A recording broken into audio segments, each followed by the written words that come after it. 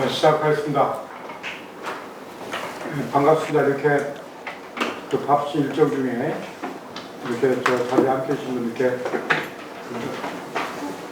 고맙다는 말씀을 전합니다. 저는 몽양 여운용 선생 기념사업회의 부이사장을 맡고 있는 이두엽이라고 합니다. 반갑습니다.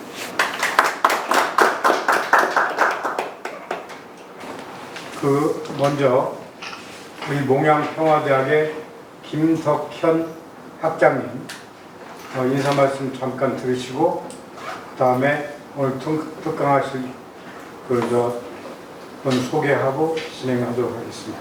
김덕현 학장님 말씀 듣겠습니다. 감사합니다. 지난달에 바른 미래 이래경 선생님 강의를 이어서 이번에 이 프레시안 우리나라의 가장 대표적인 인터넷 미디어, 제가 저뿐만 아니라 여기 나오신 분들 아마 제일 많이 한겨레 신문하고 저는 프레시안을 제일 많이 봅니다. 그런데 우리 박 대표님이 강의를 하십니다. 지난달의 강의가 새로운 세계 질서의 틀에 대해서 주로 말씀을 해주신 것 같아요. 근데 이번 달 우리 강의가 바로 구체적으로 그런 새로운 세계 질서의 틀이 어떻게 드러나는가, 이런 점을 오늘 제가 좀 강의안을 예습을 한 시간 봤습니다만은 새로운 세계 질서가 현상화되는 우크라이나를 중심으로 이제 살펴보는, 지난달하고 이번 달하고 강의의 연계가 잘 되어 있는 것 같습니다. 정말. 그런데 아쉬운 점은 이런 좋은 강의를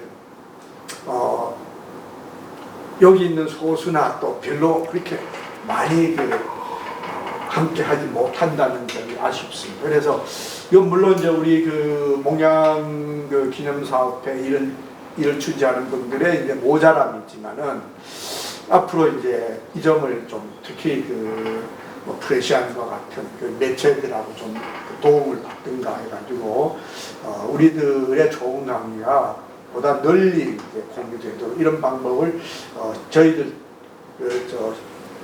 몽양 기념사업회 몽평대 여러분도 해야겠지만 오늘 오신 분들이 좀 머리에 마음에 넣어가지고 좀 함께 했으면 좋겠습니다. 네, 감사합니다. 오늘 특강 제목은 우크라이나 전쟁과 한반도 평화의 길입니다. 오늘 특강해 주실 분은 박인규 프레시안 대표이신데요. 경향신문에서 노동조합을 이끌다가 해직당했다가 다시 복귀해서 워싱턴 특파원을 지내셨고, 그리고 한국의 르몽드라고 일컬어지는 인터넷 신문 프레시안을 창간 때부터 끌고 와서 편집장도 하시고 오랫동안 편집인 대표로서 이렇게 쭉 공부하고 계십니다. 특히 여기 계신 분들 많이 보셨겠지만 전쟁국가 미국이라는 칼럼을 장기 연재하시고 저도 보면서 많은 걸 배우고 있습니다만 정말 독특한 관점과 이 각도를 가지고 이렇게 인도의 현실을 지켜보는 겁니다. 자, 박인규 대표님 박수로 한번.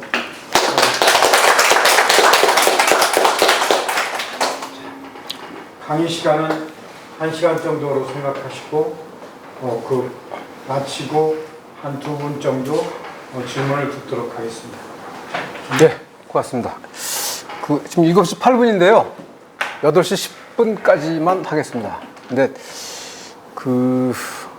제가 사실 한 10년 전부터 이 미국의 군사주의라는 거를 좀 많이 들여다보면서 미국이라는 나라가 우리가 알기로는 세계 평화를 수호하고 민주주의를 증진한다고 생각하는데, 사실은 2차 대전 이후에 미국이 세계 패권을 유지한 가장 큰 힘이 군사력이었더라. 그리고 예전에 노무현 대통령 정부 당시에 송민순 장관도 말씀하셨지만 미국이 세계에서 전쟁을 가장 많이 한 나라거든요. 그런데도 자기네들은 세계 평화를 유지한다고 그래요. 그 사실 이제 이 전쟁 국가 미국이라는 걸 가지고 한번 좀 뭘 해봐야겠다. 라고 이제 계속 들여다보고 있는데 아직 책을 쓰겠다고 생각하고 못 쓰고 있습니다. 요번에 이제 우크라이나 전쟁을 오면서 진짜 제 생각을 좀, 뭐랄까 좀 다시 한번 좀 이렇게 제 생각이 맞았구나라고 생각이 됐는데, 이게 사실은 굉장히 좀 긴 얘기입니다. 이게 3월 달에 어떤 뭐 유튜버가 좀 해달라고 그래가지고 제가 3시간짜리로 3번을 9시간 되는데, 이게 뭐 우크라이나 얘기만 할 수도 없고, 뭐 사실은 그냥 제 결론만 얘기하면 지금 우리가 평화 얘기가 참, 평화 얘기하기가 참 머쓱하다. 왜냐? 이미 전쟁은 시작됐다. 그러니까 뭐 여기 나왔지만 이제 저게 3차 대전은 이미 시작했다가 저게 프란치스코 교황이 하신 말씀이에요. 그러니까 이미 전쟁이 되는 거예요, 지금. 그리고 전쟁이 되고 있고, 그거를 도발한 측은 미국이고.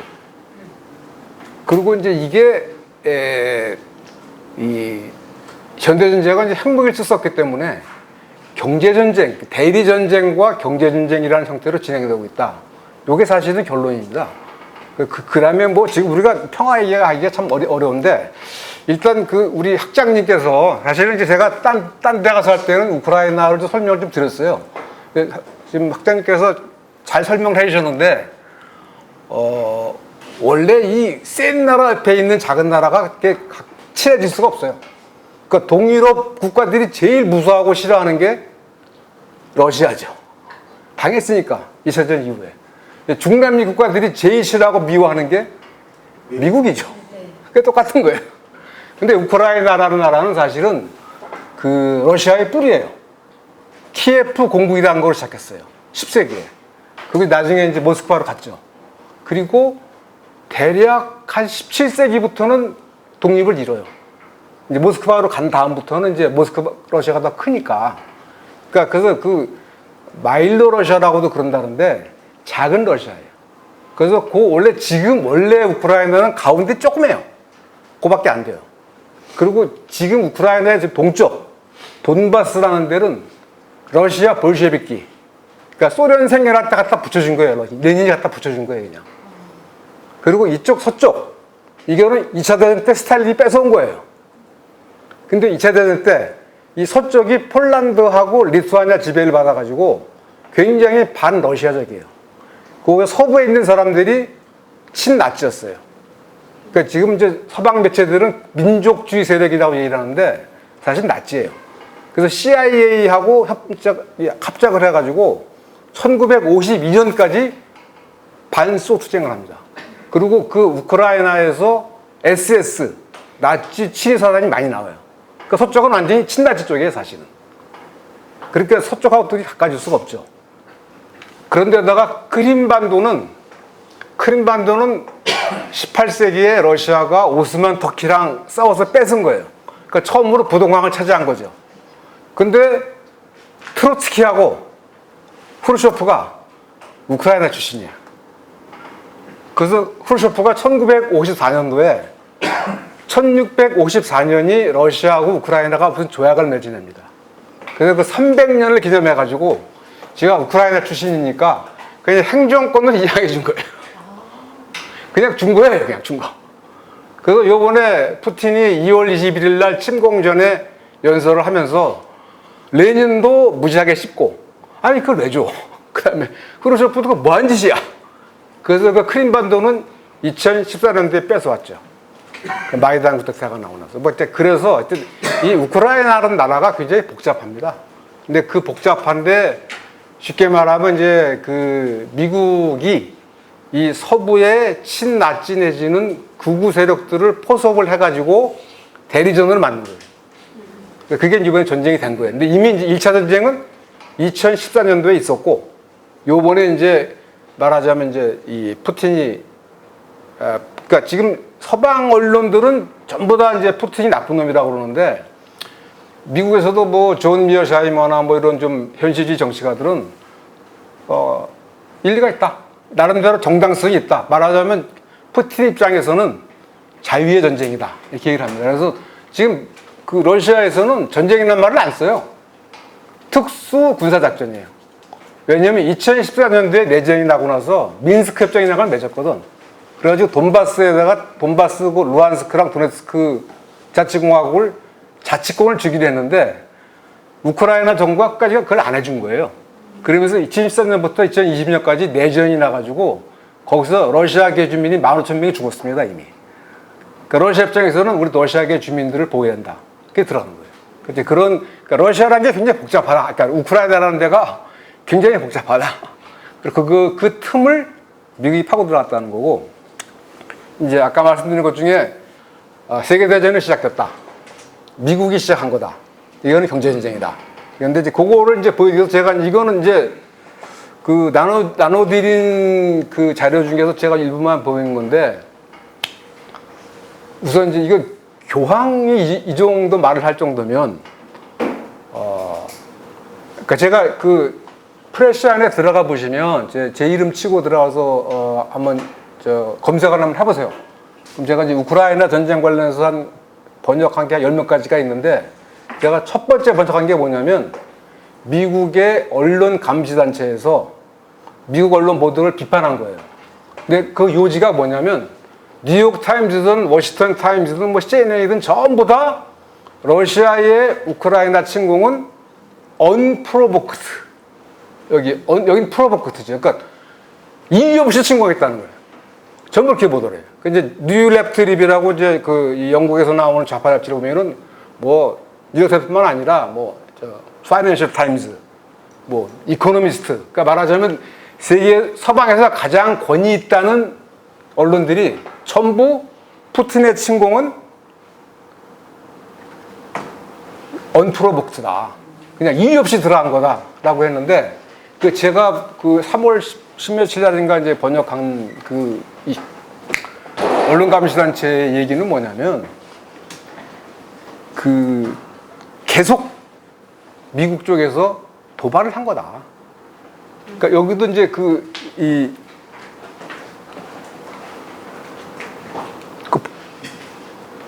이 뒤를 어떻게 가죠?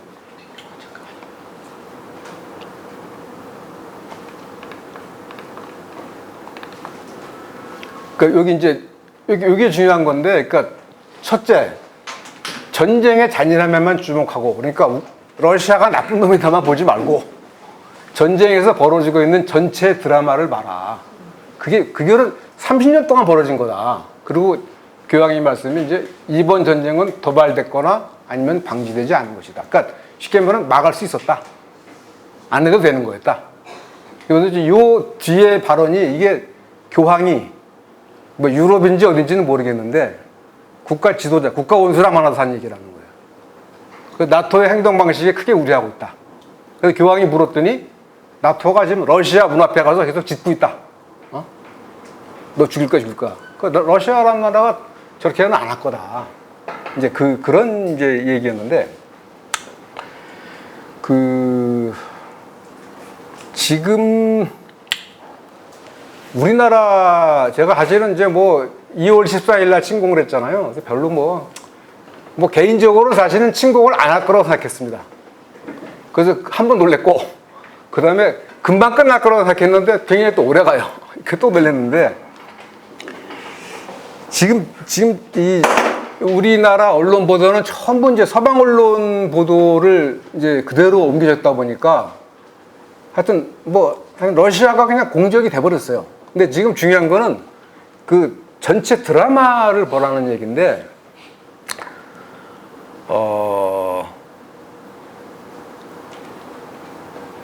리영희 선생이 1974년도에 전환시대의 논리라는 책을 냈습니다. 그 당시에 이른바 운동권 학생들의 어떤 교과서 같은 거였는데, 전환시대라는 제목을 썼어요. 전환시대. 시대가 바뀐다. 세상이 바뀌고 있다. 그 당시에 리영희 선생이 그 얘기를 쓸 때는 베트남 전쟁에서 미국이 패하고, 그 다음에 석유 쇼크가 일어나면서 자원민족주의가 일어나고, 미국하고 중국이 화해하고, 그래서 완전히 냉전도 끝난 것 같고 제3세계가 뭔가 자기 목소리를 내고, 그래서 전환시대라고 생각하셨는데 사실은 전환시대가 아니었죠. 근데 그 뒤에 뭐 냉전이 끝났을 때, 뭐 9.11 사태가 났을 때, 또 뭐 2011년도에 후쿠시마 뭐 핵사고가 났을 때 많은 사람들이 전환시대라는 말을 썼습니다. 시대가 바뀌고 있다. 재전환 시다. 대전환의 시대다. 그러는데 제가 보기엔 지금이 대전환의 시대입니다. 지금이 진짜 전환의 시대예요. 이게 우크라이나 전쟁의 본질은 2차 대전으로 지속되어 온 세계의 경제 지배에 대한 비서방 진영의 경제 자력 투쟁이다. 근데 지금 이런 얘기들이 나오고 있습니다. 지금 그런 문제의식이 없는데 이거는 그냥 뭐 우크라이나에서 뭐 러시아가 러시아가 이긴자 뭐 우크라이나가 이긴자 이 문제가 아니에요. 그러니까 미국식 금융자본주의에 의한 세계 경제 지배에 대해서 중국과 러시아가 말하자면 인민의 생활에 복무하는 그런 산업 경제를 하고 있다. 근데 제가 이제 프레시안에 쓴 그 마이클 허드슨이라는 사람이 쓴 글을 보시면 좀 알 수 있을 겁니다. 그러니까 지금이 이제 왜 중요하냐면 3차 대전이라고 그랬잖아요. 이미 70년 전에 3차 대전이 있었습니다.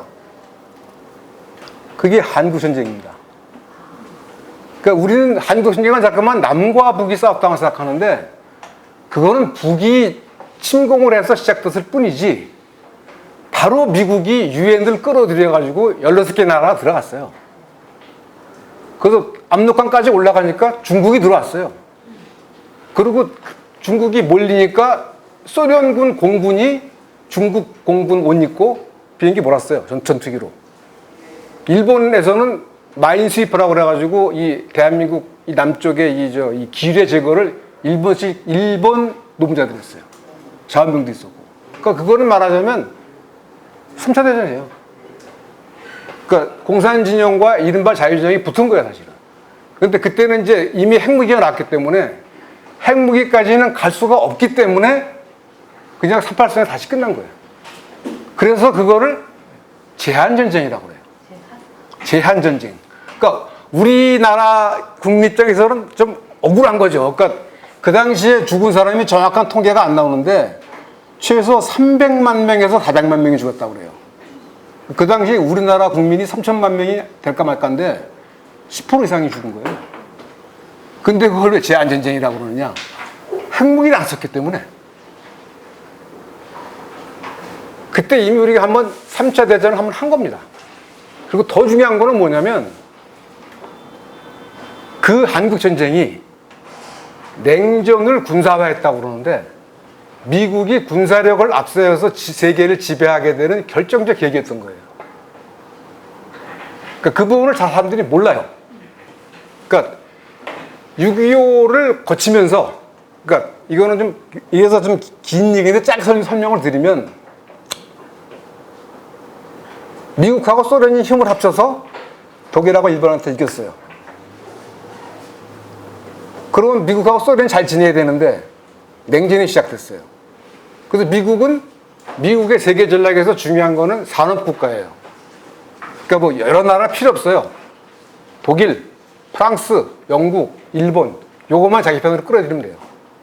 그래서 뭐 마셜 플랜에다 막혔는데도 아직 자기 편으로 안 들어왔어. 그런데 49년도에 소련이 핵실험을 했고 그 해에 중국이 공산화가 됐어요.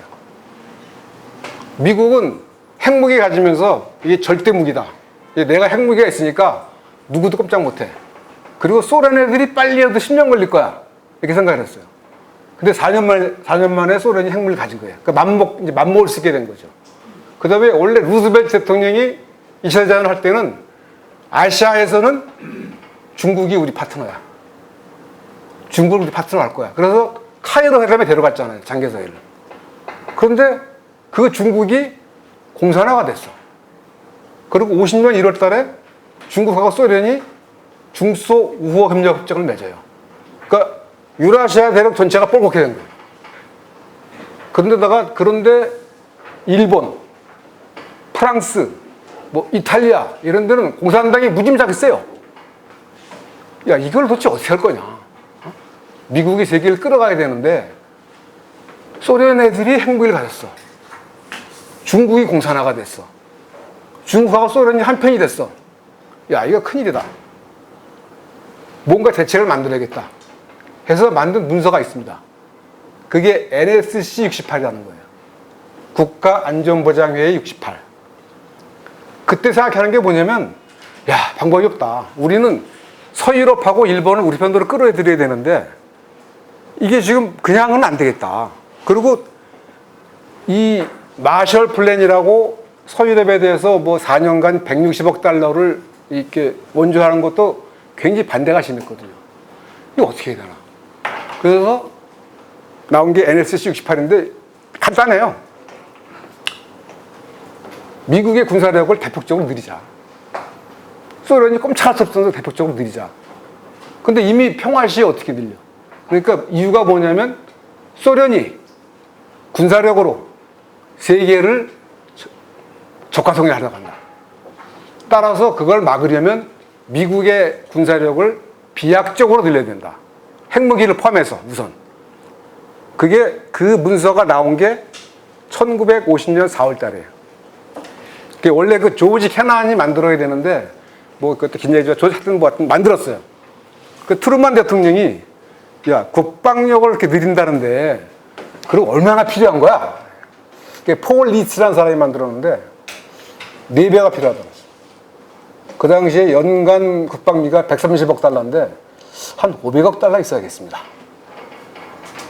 근데 아니 아무런 이 전쟁 끝난 지도 이제 5년밖에 안 됐는데 무슨 근거로 4배를 늘리냐고요. 그래서 야, 그거는 정치적으로 불가능해. 그러고 이제 집에 갔는데 6월 달에 한국 전쟁이 터진 거예요. 그러니까 우리는 북한이 남한을 먹으려고 그랬다고 생각하지만 미국의 입장에서는 김일성이가 스탈린하고 마오쩌둥의 사주를 받고 남한을 먹는 것이고 남한을 먹으면 일본도 먹고 동남아까지 다 먹는다. 아니면 서유럽까지도 먹는다. 이게 먹힌 거예요, 이게. 그래서 전쟁이 나자마자 실제로 미국이 국방비를 4배를 늘렸고 2년 동안 무기 생산이 7배가 늘어납니다. 더 중요한 거는 나토라는 게 49년 4월 달에 사인은 했는데 어느 나라 군대가 남의 나라 군대 입장에 들어갈래요. 근데 6.25가 나니까 말하자면 이제 프랑스 뭐 영국 다 쪼른 거죠. 다 들어가고. 그 다음에 샌프란시스코 강화조약이라고 일본하고, 그러니까 그 안보 체제, 미국을 중심으로 해서 산업 능력을 가진 영국, 프랑스, 뭐 독일, 뭐 이탈리아, 그다음에 일본 이런 나라들이 미국 중심으로 확 뭉치게 된 계기가 한국전쟁이에요. 그리고 그게 사실 3차 대전이었어요. 그 당시에 3차 대전. 요번에 3차 대전을, 요번에 우크라이나 전쟁을 미국 사람들이 그렇게 보고 있어요. 실제로 그 5월 20일 날 코리아 타임스에 보니까 미국 사람이 썼는데, 다니엘 슈나이더라는 사람이 썼는데, 6.25 전쟁도 김일성이 오판으로 시작이 된 거고, 그래서 결국은 자유세계를 결속하게 했고, 요번에도 똑같이 러시아가 우크라이나를 침략함으로써 특히 유럽이 확 뭉쳐버렸잖아요. 뭐 스웨덴이나 핀란드까지도 나토에 들어간다고 그러고. 그러니까 그런 데다가 막 처음에 러시아가 막 굉장히 좀 죽쓰고 하니까 지금 그 미국에 있는 사람들은 딱 걸렸어. 딱 걸린 거야. 너희들 죽었어. 라고 하고 있어요, 지금. 너희들 딱 걸렸어. 근데 지금 딱 걸리는지 안 걸리는지는 몰라요. 그때랑 달라요, 사실은. 그러니까 지금의 이 우크라이나 사태를 보는 서방의 입장은 러시아를 해체까지 못하더라도 완전히 약화시키겠다는. 완전히 약화시킨 다음에, 그러니까 원래는, 이것도 뭐 좀 긴 얘기인데, 원래는, 요 얘기는 나중에 하겠지만, 원래는 중국을 상대하려고 그랬죠. 그러니까 2018년부터 트럼프가 뭐 무역전쟁하고 막 그랬잖아요. 그러니까 그 미국이 중국을 가만 놔두면 안 되겠다 한 게 이제 2011년부터고, 그 피보트 아시아라는 거, 아시아로의 뭐 균형. 근데 올라고 그랬는데 뭐 ISIS가 나오고 막 그러니까 못한 거예요, 사실은. 그러다가 이제 트럼프가 들어오면서 2017년 말에 그 미국 군부에서 딱 나온 안보 보고서가 뭐냐면 중국도 러시아도 다 미국의 주적이다. 둘 다 붙는다. 이렇게. 그래서 지금 전쟁이 난 건데, 그러니까 지금 전쟁은 그러니까 1950년에 한국 전쟁은 서방대 중국 러시아가 한국을 한반도에서 대리전 형태로 싸운 전쟁이라면 지금은 우크라이나에서 대리전쟁 플러스 경제전쟁으로 하고 있다는 거예요. 그리고 이게 왜 중요하면 이건 이미 그 지정학한 상태란 이게 상식인데, 그러니까 뭐 브레진스키 같은 사람도 이미 1997년도에 그 거대한 체스판이라는 책을 쓰면서 미국의 전략은 유라시아를 막는 거예요. 봉쇄 전략이라는 게 유라시아 세력이 하나로 뭉치거나 해양으로 진출한 걸 막아야 되는데, 거기서 제일 중요한 이 부동산이 어디냐면 한반도하고 우크라이나입니다. 한반도하고 우크라이나는 꼭 우리가 잡아야 되겠다. 그렇게 해야 됩니다.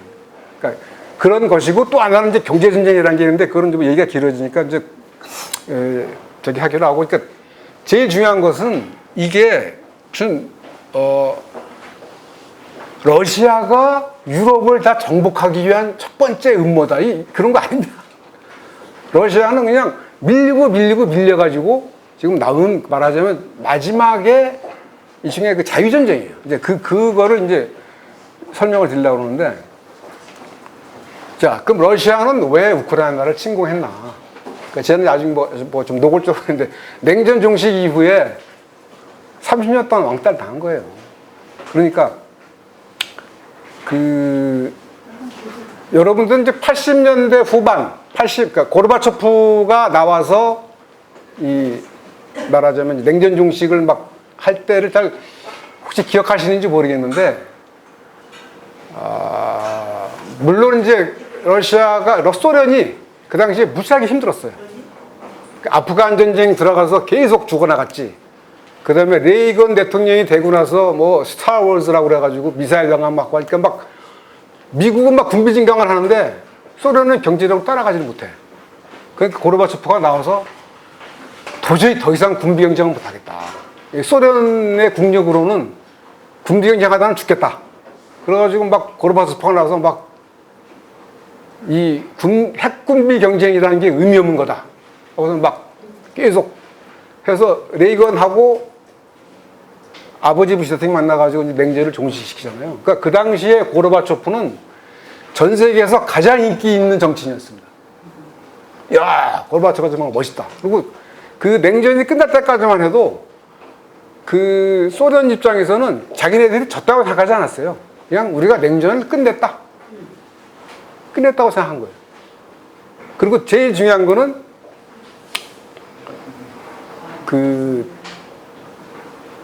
냉전이 끝났을 때, 냉전이 끝났다는 건 뭐냐면, 제일 큰 게 뭐냐면 동독이랑 서독이 통일한 거죠. 베를린 장벽이 무너진 다음에. 그런데 소련이 제일 무서워하는 나라가 독일이에요. 2차 대전 때 독일이랑 전쟁을 하면서 2,700만 명이 죽었어요. 소련 군인 1인간이 다 합쳐가지고. 레닌그라드 같은 데서는 3년 동안 봉쇄당해가지고 굶어 죽은 사람 무지하게 많아요. 그러니까 저 독일을 놔두면 안 돼. 또 쳐들어올지 모르니까. 그래서 그 독일이 굉장히 무서운데, 그 동서독 통일, 그 다음에 이제 폴란드, 헝가리 같은 다른 나라들이 이제 해방시켜줄 때 가장 큰 조건이 뭐냐면, 나토를 더 이상 동쪽으로 확대하지 않겠다. 그러니까 나토라는 거는 미국을 중심으로 한 서유럽의 군사기구.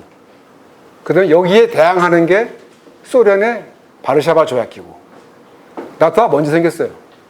바르샤바 조약기구를 이제 해체했죠. 근데 그거를 이제 안 지킨 건데, 그 말을 하기 전에 첫째 중요한 게 89년도에는 그냥 냉전이 끝난 거예요. 서로 군사적 대치 상태가 끝난 거예요. 근데 소련한테 불안했던 건 뭐냐면, 소련 자체가 너무 내부적으로 억압되다 보니까 91년도 8월 달에 공산당 간부들이 쿠데타를 깼다가 실패했고, 91년 12월 달에 소련이 분해돼 버렸어요. 근데 그것도, 그러니까 고르바초프 입장에서는 그 당시에 뭐 글라스노스트, 뭐 페레스트로이카, 그래서 글라스노스트라는 거는 새로운 사상, 페레스트로이카는 새로운 개조, 그래서 새로운 생각으로 새롭게 러시아를 만들어 보자라고 했는데, 이 안으림이 무너져 버린 거예요. 그 사실은 고르바초프는 소련 대통령이고 옐친은 러시아 대통령인데 러시아하고 벨라루스하고 우크라이나 대통령이 말하자면 짜고 야 해체시켜버리자. 소련이 붕괴돼 버린 거예요. 소련이 없어졌고 그 당시에 보리스 옐친이라는 사람은 원래 모스크바 시장 하다가 뭐 러시아 대통령까지 한 사람인데 이 사람이 아주 열렬한 미국 팬이에요. 미국만 따라가면 우리에게도 자유와 번영이 오겠지. 그래서 미국이 시키는 대로 다 했어요. 90년대. 그게 충격요법이라는 거예요. 제가 이제 경제적 악몽의 시대라고 말하는 게 뭐냐면 하버드 대학 경제학자들이 가서 야, 이 계획경제라는 건 안 좋은 거야. 사람들의 인센티브를 위해서는 다 민영화시켜 해가지고 뭐 러시아라는 나라는 사실은 이런 상품 경제가 별로 없고 제일 큰 게 에너지예요, 에너지. 근데 그것들을 다 나눠져 버린 거야. 그리고 무슨 공산주의 사회니까 연금 있고 하여튼 적어도 먹고 사는 뭐 보건 문제라든가 교육 문제라든가 뭐 연금 문제라든가 이런 건 다 정부에 다 해줬거든. 그걸 다 없애버린 거예요. 그 90년대 사실 93년부터 그리고 98년도에 러시아도 외환위기 겪습니다. 우리하고 똑같이. 우리보다 한 6개월 뒤에 외환위기 겪어요. 그러니까 3년부터 98년까지 완전히 약탈당한 거예요. 그 기록을, 그 통계를 보면은 GDP가 40% 감소해요. 2차 대전 때도 25%밖에 감소 안 했는데 40%가 감소했어요. 남성들의 평균 수명이 20살 이상 내려가요. 50몇 살가 돼요. 그러니까 완전히 다 죽어나간 거야, 다. 그러니까 그 사람들이 그래서 네버 어게인 90s라는 게 뭐냐면 90년대에는 정말 안 돼. 근데 여기 재밌는 게 뭐냐면 러시아 사람들은 하여튼 90년대에는 그러니까 미국만 따라가면 우리도 서유럽처럼 자유와 번영을 누리겠지라고 생각을 했는데 완전히 지옥도가 펼쳐진 거예요. 근데 물론 이제 러시아 사람, 그러니까 미국 사람만 잘못한 건 아니죠. 이제 올리가르히라고 그래가지고 옛날에 소련 공산당 감 받은 놈들이 이 기업들을 먹고 나서는 이제 그거를 뭐 영국이나 미국 같은 거 다 팔아먹은 거예요. 그게 이제 올리가르히라는 것들이죠.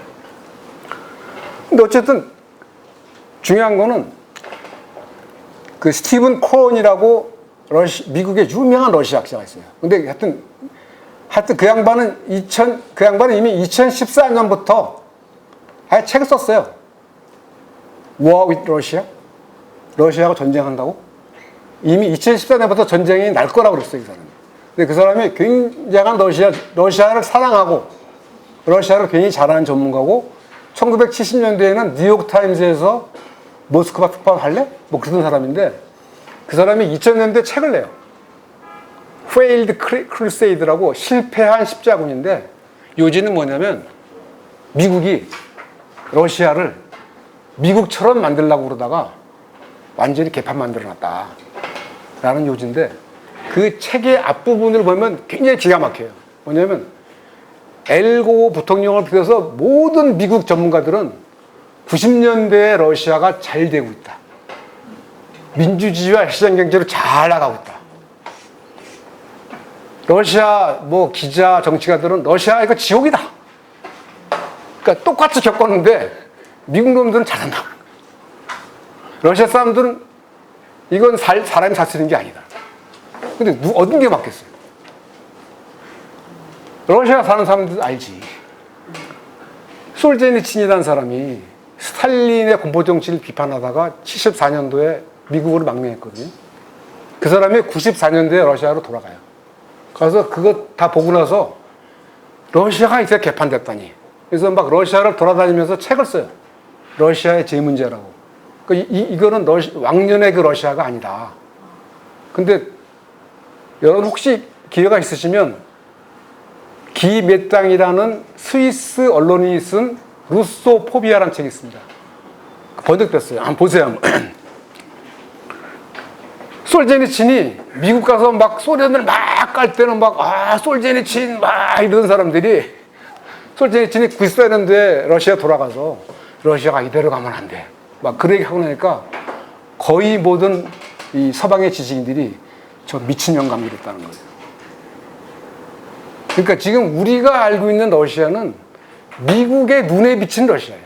그러니까 미국 사람들은 보리스 옐친 때의 러시아가 좋았다는 거예요. 그 푸틴이라가 이상한 놈이 나와서 지금 러시아를 망쳐놨다고 그래요. 러시아 사람들은 아니에요. 푸틴이 구세주야. 세이비에 푸틴이에요. 셀리비에 블라디미르. 그러니까 사실은 옐친도 마지막에 가서는 야, 내가 잘못했다. 근데 옐친이 이 러시아의 국유 재산을 불허하면서 워낙 해먹어가지고 그 러시아 내정을 잘하는 사람들이 뭐라 그랬냐면 그 충격요법, 민영화. 러시아 국유 재산을 둘러싼 내전이었다. 그러니까 다 처먹은 거야, 다. 그러니 뭐 옐친도 많이 처먹었겠지, 그때. 그 옐친이 푸틴하고 딱 한 가지만 한 거야. 나 잡아놓지 마. 나 잡아놓지 마. 그리고 푸틴을 앉혀준 거예요. 그래서 첫째, 러시아 사람 입장에서는 90년대에 야 미국 놈 따라했더니 완전히 개판됐다. 그거 한 가지고 두 번째가 나토의 동진이에요. 저것도 뭐 굉장히 얘기가 긴데 아까 말씀드린 것처럼 이 동서독이 통일되면 또 새로운 가공이 나옵니까? 그거를 말하자면 이제 이 용인받기 위해서 그 고르바초프하고 세바르나자한테 약속을 한 건데 그거는 그 당시에 부시 대통령, 베이커 국무장관만 한 게 아니라 영국, 서독, 프랑스 지도자들이 다 만나가지고 다 고르바초프한테 얘기한 거야. 단 한 가지 문서로 안 썼어, 문서로. 근데 고르바초프는 그 그러니까 소련 붕괴 전에 냉전 종시 때까지만 해도 우리는 패배자가 아니다. 우리는 승자다. 미국도 소련도 승리자다. 평화롭게 냉전을 끝냈으니까 그런 의식이 있었어요.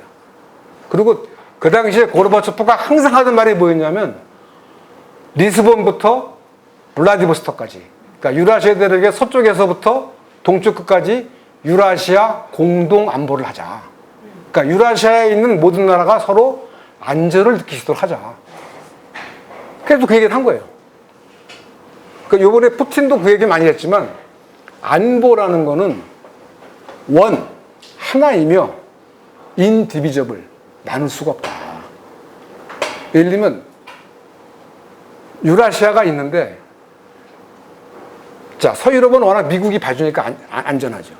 동유럽은 사실은 이 동유럽이라는 나라가 공산화가 된 건 자기네들의 자력이 아니라 소련이 무력으로 강제한 거 아니에요. 그러니까 동유럽은 항상 러시아가 무서울 수밖에 없죠. 그러니까 동유럽 국가들은 나토에 들어가고 싶어 해요. 러시아가 무서우니까. 근데 그럼 러시아는 어떻게 해요?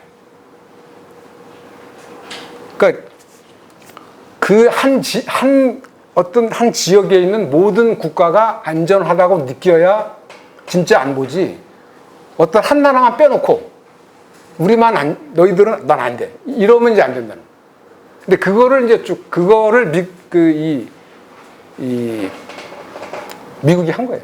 쉽게 말하면. 미국이 한 거고,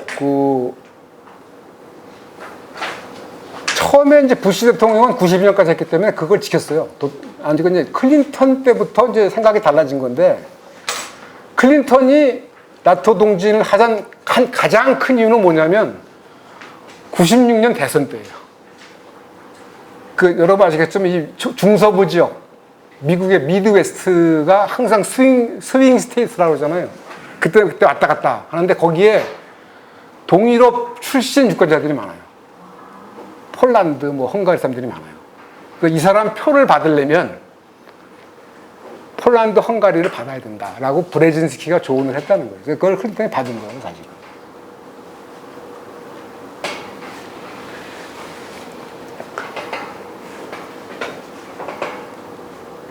러시아는 94년부터 그러니까 옐친이 말하자면 클린턴이랑 무지하게 친하고 뭐 미국 하자는 다 했지만 옐친도 94년부터 나토 동진에 대해서는 반대했어요. 근데 이미 이제 그때부터 이제 동지를 이제 시작을 해서 계속 이제 넘어온 거고, 뭐 좀 얘기가 좀 너무 여기서 길어서 그런데,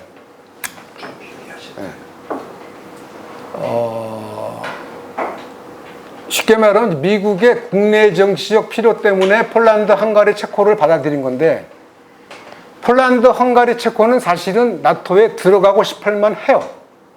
왜냐하면 자, 헝가리는 56년도에 반소 봉기를 일으켰다가 무력 진압당했죠. 체코도 68년도에 프라하에 보물했다가 또 무력 진압당했죠. 폴란드가 가장 반소적인 나라인데 너무 많이 당했어요, 사실은.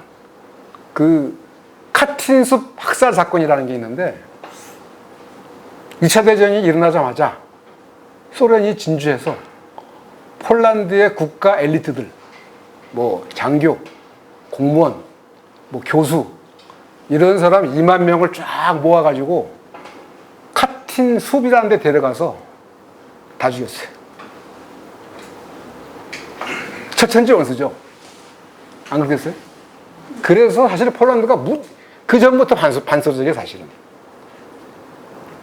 그래서 이 폴란드 출신 교황을 81년도에 임명한 것도 사실은 서방 측에서 상당히 그런 걸 생각했다고 그래요. 그리고 폴란드에서는 이미 79년, 80년도부터 그 바벤서가 솔리다르노스지라고 자유연대 노조. 그러니까 굉장히 반소적인 나라예요. 그리고 사실 폴란드는 이 러시아한테 끼어가지고 19세기엔 나라가 없었거든. 그러니까 그 나라들은 사실은 나토에 들어가고 싶어 해요.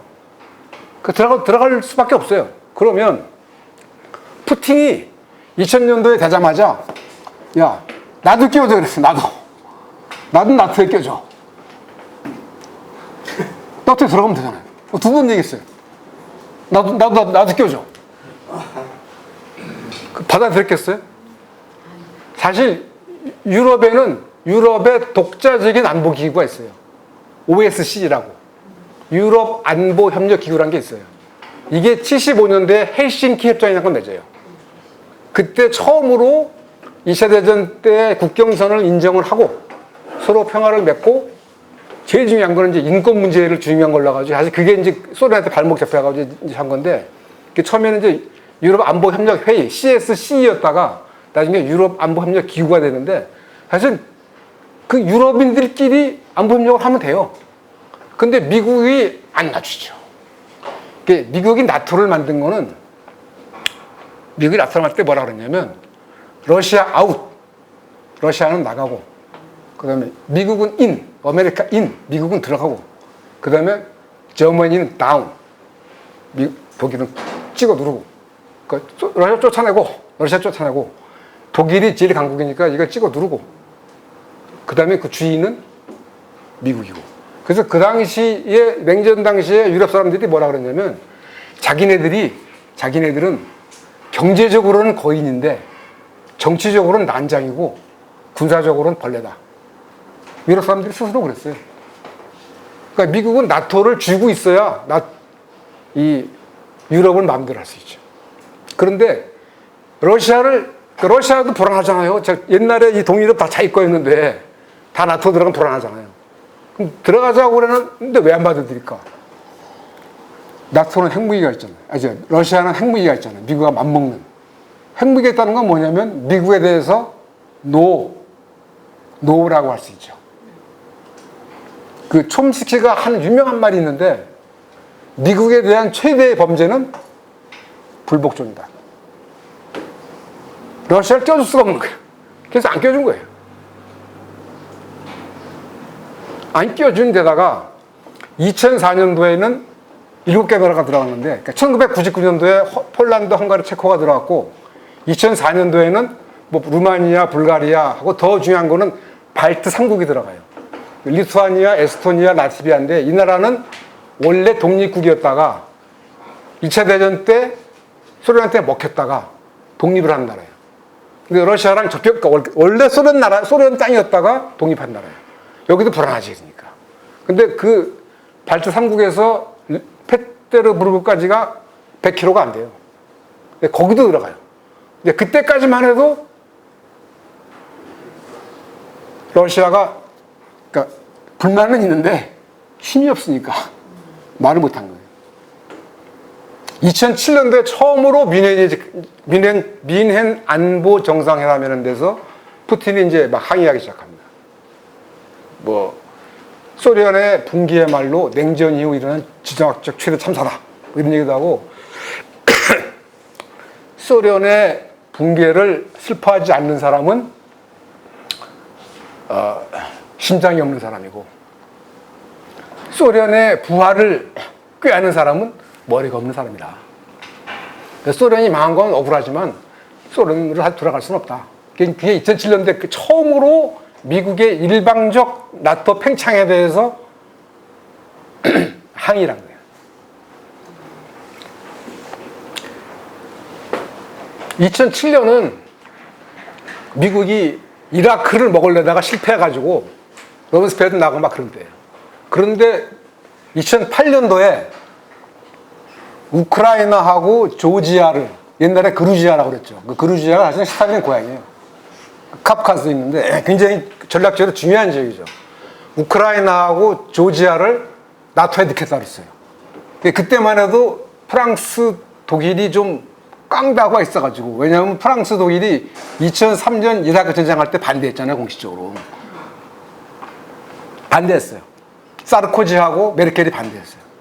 그래서 그때 성사가 안 돼요.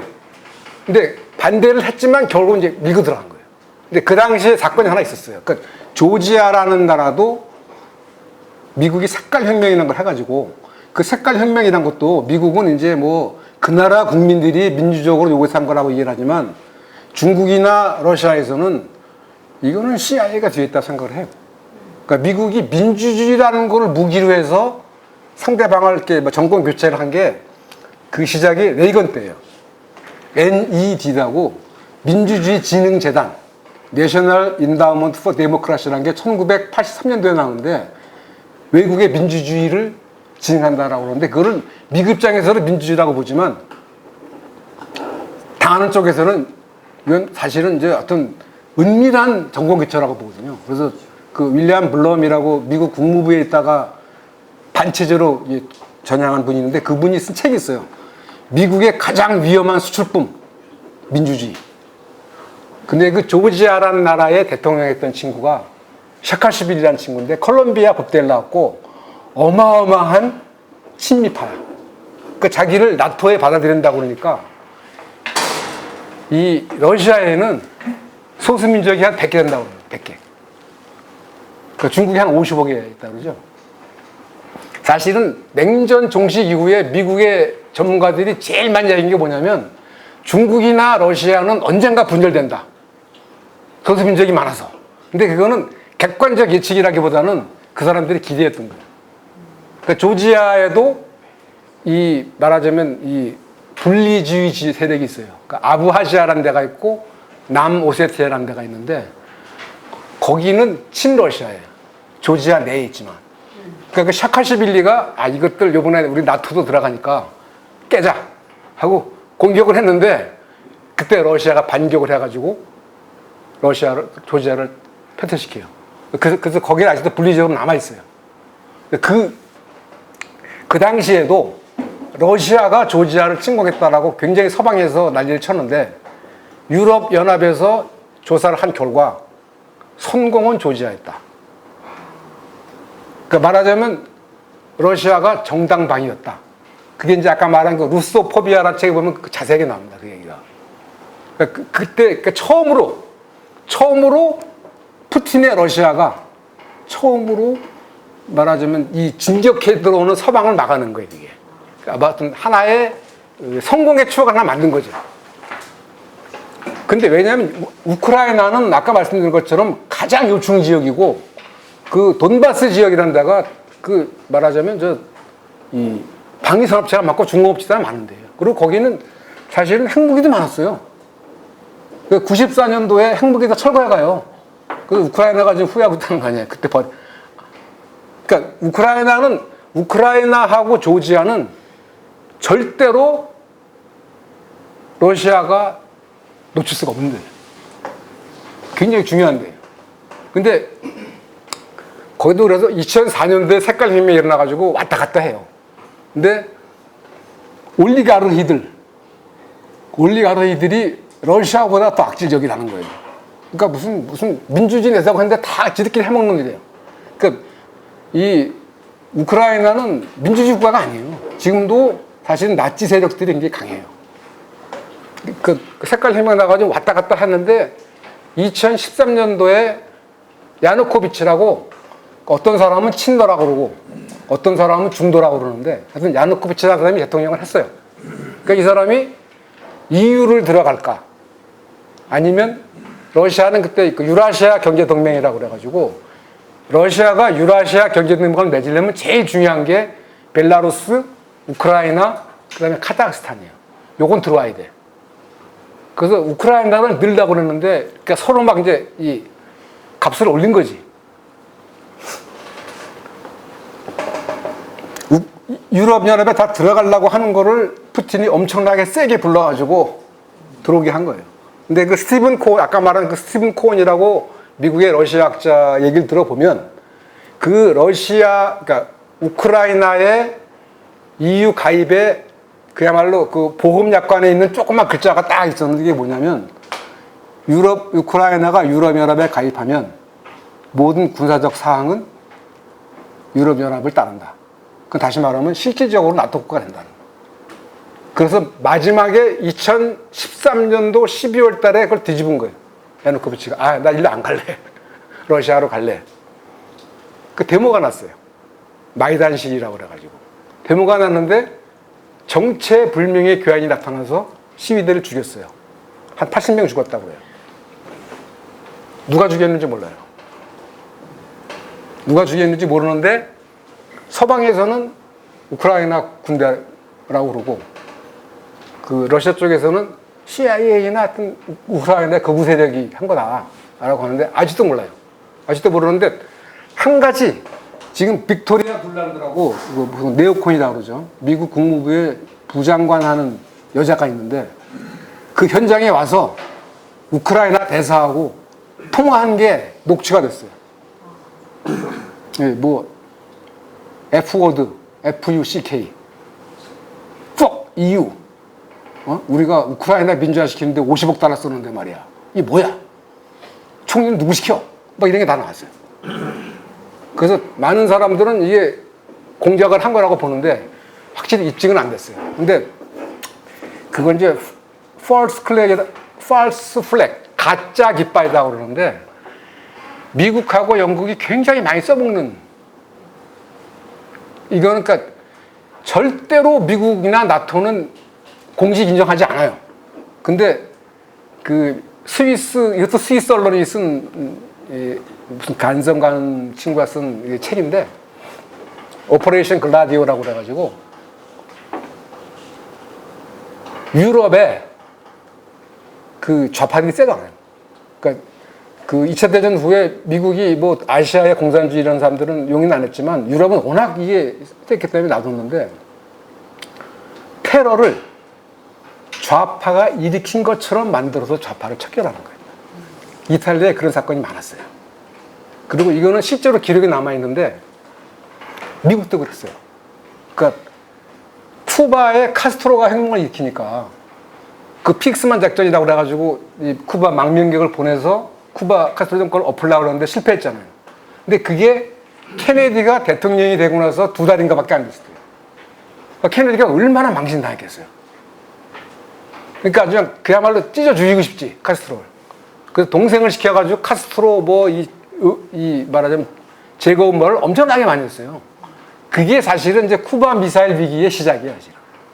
근데 그때 하도 이제 비밀 공작으로 안 되니까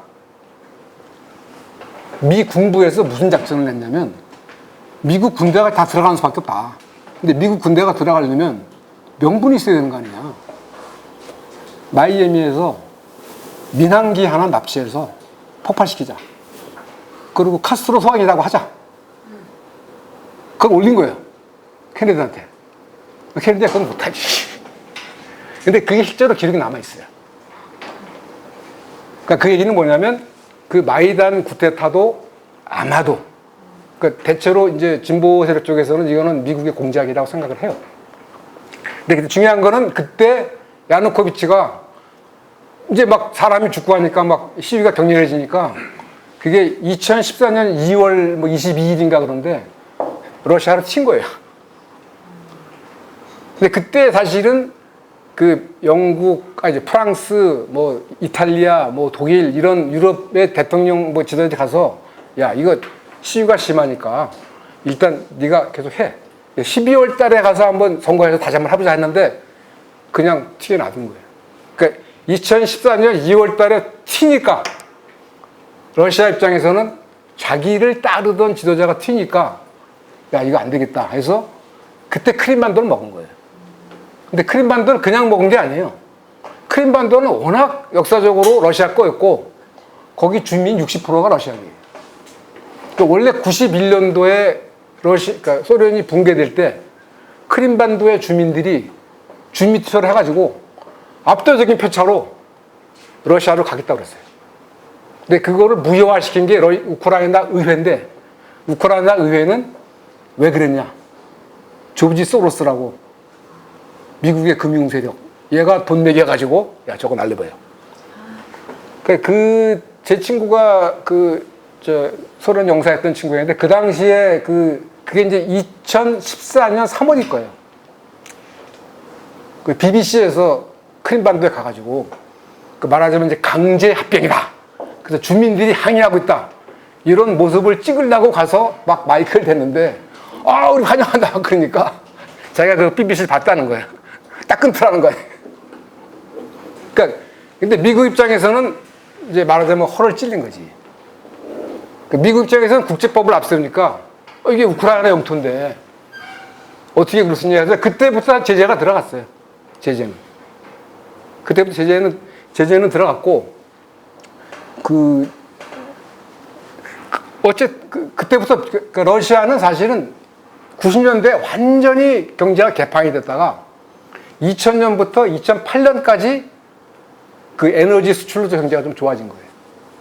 2008년부터는 미국발 금융위기가 있어가지고 사실은 별로 안 좋아졌고 2014년부터 어려워진 거죠. 그러니까 그 과정을 보면, 그러니까 그 얘기는 뭐냐면, 미국의 입장에서는,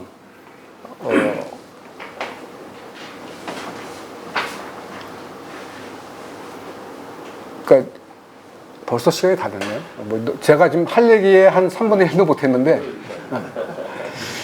일단, 지금까지의 제가 말씀드리는 거는 뭐냐면, 러시아 입장에서는 90년부터 계속 참다가 말하자면, 그러니까 지금 러시아의 목표는 뭐냐면,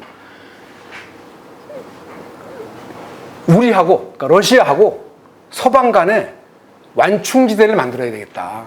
그러니까 러시아의 목표는 크림반도를 포함한 돈바스를 먹겠다는 거예요. 이거는 절대로 안 내놓을 겁니다, 아마. 절대 안 내놓을 겁니다. 그리고 더 중요한 거는 뭐냐면 90년 냉전 종식 이후에 러시아는 끊임없이 유럽하고 경제적으로 통합하려고 그랬어요. 근데 그게 가장 자연스러운 경제 발전이에요. 왜냐하면 지금 유럽이 사용하는 에너지의 약 30%를 러시아에서 끌어와요. 그러니까 가스는 40%, 석유는 25%. 그게 제일 싸요. 그 다음에 러시아는 사실은 민생 경제가 없으니까 독일에 무슨 뭐 아우디나 무슨 폭스바겐이나 벤츠가 들어가는 거예요. 그럼 서로 윈윈하면 싸울 일도 없어요. 그죠? 서로 말하자면 상업 보조가 되는 거 아니에요. 근데 그거를 미국이 못 보는 거예요. 그거는 지정학의 기본이에요. 그러니까 지정학이라는 게 요거 말씀. 지정학이라는 게 1904년도에 영국의 헬포드 매킨더라는 사람이 창시한 건데 그 창시한 배경이 뭐냐면 러시아의 시베리아 횡단철도예요. 그러니까 미국도 대륙횡단철도가 1860년대에 만들어집니다.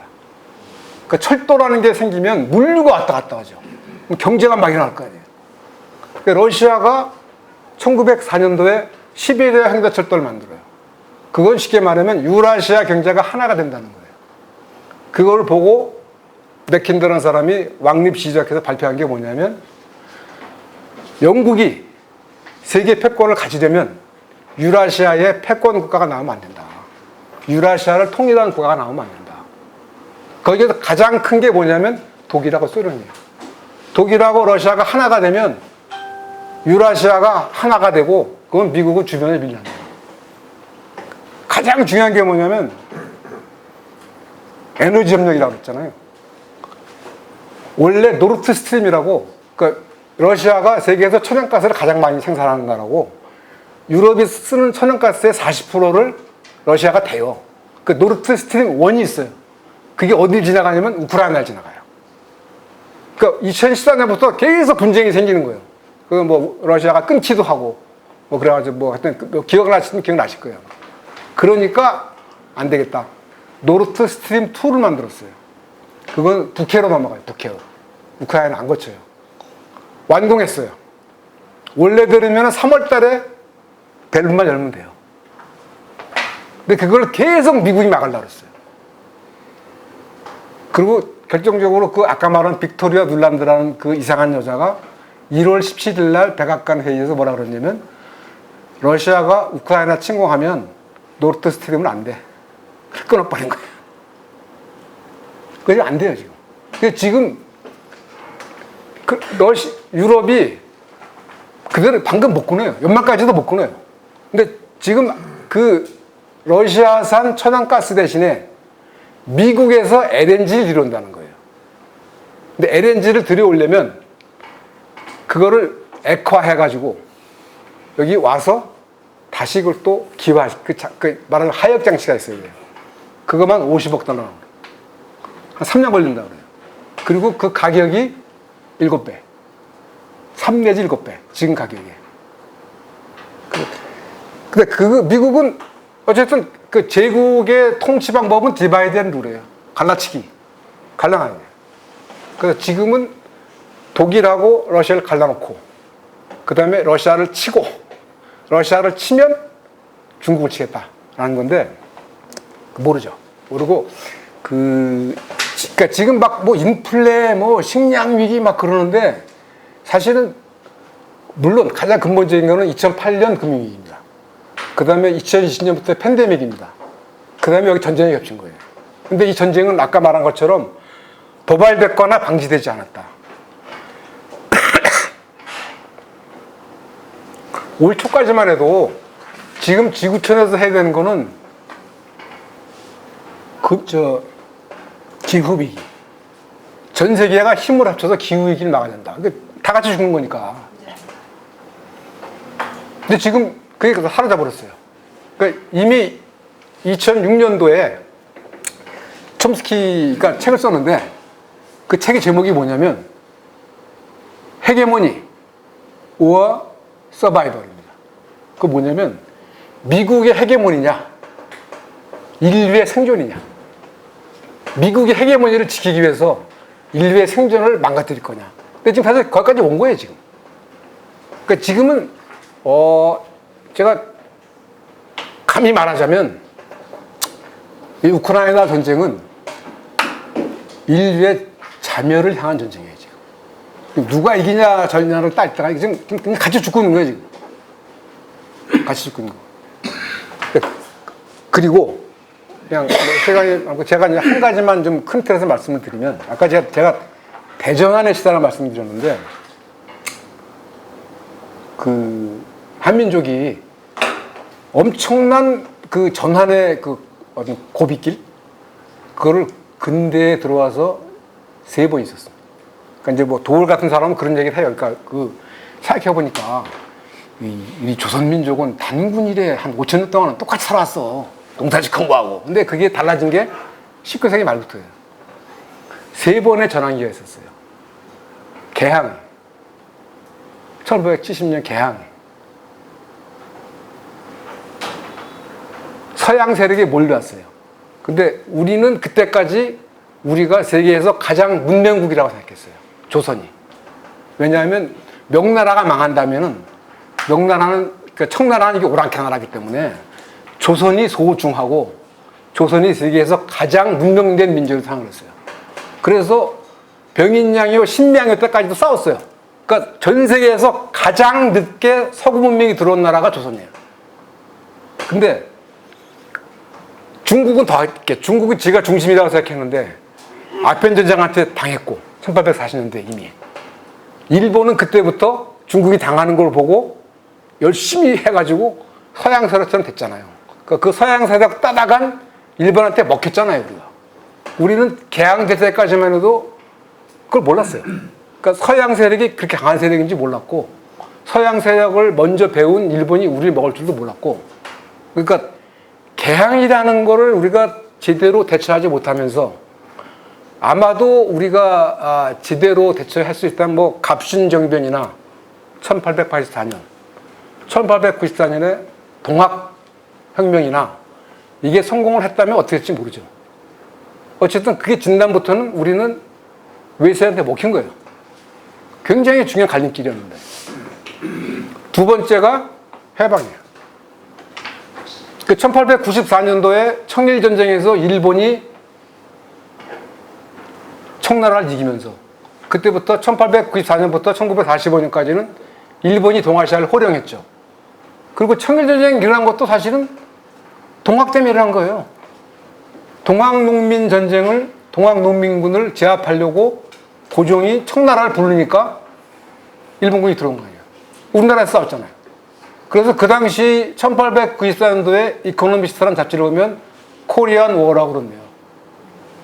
그래서 일본의 하라 아키라라는 역사학자가 있는데 1894년 청일전쟁은 1차 조선전쟁, 1904년 로열전쟁은 2차 조선전쟁. 다 조선에서 일어났고 다 조선을 먹기 위한 전쟁이었다. 그렇게 따지면 1950년 한국전쟁은 3차 조선전쟁. 그 1945년에 독립이 됐는데, 해방이 됐는데, 결국 우리가 이 하나로, 그러니까 동학을 진압하려고 외국 군대를 불러들인 것처럼, 그러니까 우리나라가 하나가 못 된 거죠. 해방 이후에도 결국 좌우가 하나가 못 됐고, 좌우가 하나 돼서 독립한 사례가 있어요. 오스트리아예요, 오스트리아. 오스트리아는 4대국 신탁 통치를 받아들여서 10년 만에 독립해요. 1955년도에. 근데 우리는 좌우가 하나가 못 됐고, 그 다음에 결정적으로 김일성이 미국이 개입하지 않을 거라는 우판을 해가지고 전쟁을 해가지고 완전히 뭐 나라가 다 그야말로 어육이 되고, 아까 말씀드린 것처럼 인구의 10% 이상이 죽었잖아요. 그 엄청나게 중요한 순간이었는데 결국 그 순간에 뭐 지금 우리는 뭐 지금 서방에서 상당히 이 선진국으로 좋아하고 있지만 북한이라는 나라가 있어요. 그러니까 이 말한 미국이 주도하는 세계 체제에서 남한은 최대의 혜택을 받은 나라고 북한은 최악의 고통을 받고 있는 나라고, 이게 하나가 안 되면 이제 어렵습니다.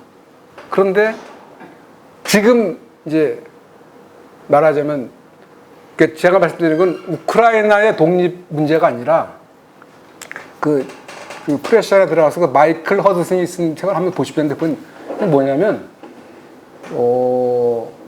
원래 1950년대에도 비동맹 운동이라고 그래가지고 뭐 이집트, 유고슬라비아, 뭐 인도네시아에서 우리는 비동맹, 우리 미국 편도 아니야, 소련 편도 아니야, 우리끼리 살 거야. 근데 그거를 망가뜨린 게 사실 미국이에요. 그거는 뭐 그 오단의 웨스트하드라고 노르웨이의 유명한 냉정학자가 있는데, 미국이 왜 그렇게 제3세계의 독립 움직임을 깼느냐? 미국은 복종이에요, 복종. 무조건 미국식을 따라야 돼. 그래서 미국의 입장에서 제일 무서운 거는 미국식이 아니면서도 잘 사는 나라가 나오는 걸 보면 안 돼. 그거 있으면 안 돼. 그게 이제 세처가 말하는 대안은 없다예요. There is no alternative. 미국 영미식 자본주의 외에 다른 식으로 살았는데 잘 살아. 근데 그걸 놔두면 안 돼. 딴 나라에 다 따라가니까. 그럼 미국이 지배했던 나라가 줄어드는 거예요. 근데 그때는 제3세계라는 데가 아무리 많이 모여봐야 결국은 산업 능력입니다. 산업 능력. 얼마나 부를 창출할 수 있느냐라는 능력인데 그 지금 산업 능력이라는 데에서 최고가 지금 중국이에요. 미국은 아시겠지만 마스크 하나 못 만들어요. 분유도 못 만들어요. 그러니까 국가 안보라는 게 국민들의 생명과 안전과 재산을 지키는 거라면 미국과 유럽은 이제 빵점이에요. 이번 코로나 사태가 드러났잖아요. 제일 많이 사망자는 데가 어디예요? 미국이랑 유럽이에요. 왜? 얘네들은 지금 돈 놓고 돈 먹기만 하거든. 금융자본이 돈 놓고 돈 먹기만 해요. 그러니까 지금 실제로 인간의 삶에 도움이 되는 재화를 생산하는 산업자본지 누가 하냐? 중국이 한다. 그 다음에 인간의 삶에 제일 필요한 게 식량과 에너지인데 누가 제일 많냐? 러시아다. 그러니까 요번에 전쟁이 나니까 뭐 지금 일단 전쟁이 나서 미국 편에 붙은 게 유럽이에요. 그 다음에 일본이에요. 우리도 붙을 수밖에 없어요. 워낙 미국에서 혜택을 받는 나라이기 때문에. 근데 중요한 거는 이른바 제3세계 국가, 중동, 아프리카, 중남미가 전부 제재에 참여하지 않았어요.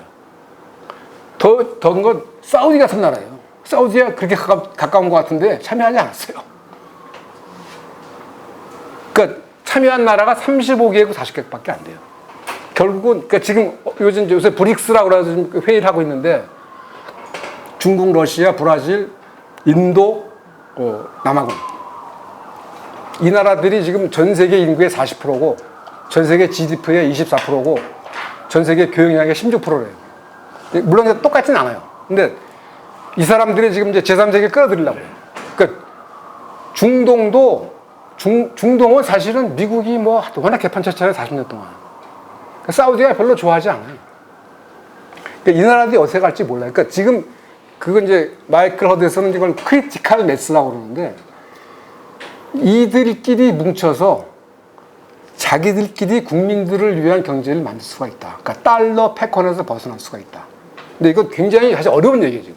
그러니까 미국이 지금 세계를 지배하는 가장 큰 이유는 뭐냐면 IMF하고 WTO하고 월드뱅크 그걸 마음대로 움직이기 때문이고 또 달러 패권이에요. 근데 지금 이제 계속 줄고 있어요, 지금. 그러니까 요번에 사실은 러시아를 이 사람들이 전쟁으로 무너뜨리는 게 아니라 경제 제재로 무너뜨릴 거라고 생각했어요. 그러니까 러시아의 외환 보유고가 6,400억 달러인데 대부분이 서방은행에 가 있어요. 왜냐하면 이제 외환 시장에다 뉴욕 아니면 런던에 있으니까 3,000억 달러를 강탈한 거예요. 뺏어갔어요. 아프간도 뺏어갔잖아요. 탈레반 정권 들어서니까 탈레반 정권 외환증비금이 75억 달러인데 그거 다 뺏었어요. 다 뺏어가지고 9.11 테러 피해자한테 줬어요. 여기 3,000억 달러예요. 그러면 사실은 루블이 이 가치가 루블화가 떨어져가지고 망할 줄 알았는데 지금 루블화가 제일 세요. 그러니까 쉽게 말하면 이 러시아가 달러화 공세에 대비해서 준비를 한 거예요. 그러니까 미국 그 마이클 허드슨이 하는 얘기를 보면은 그 제이크 설리반 안보 보좌관하고 블링컨이 이 경제 제재를 하면서 미 재무부나 연준이랑 상의를 안 했다고 그래요. 그러니까 걔네들은 이제 딱 3,000억 달러 뺏어가면 루블이 폭락해가지고 러시아 경제가 무너져서 전쟁을 못할 거다. 근데 안 된 거예요, 지금.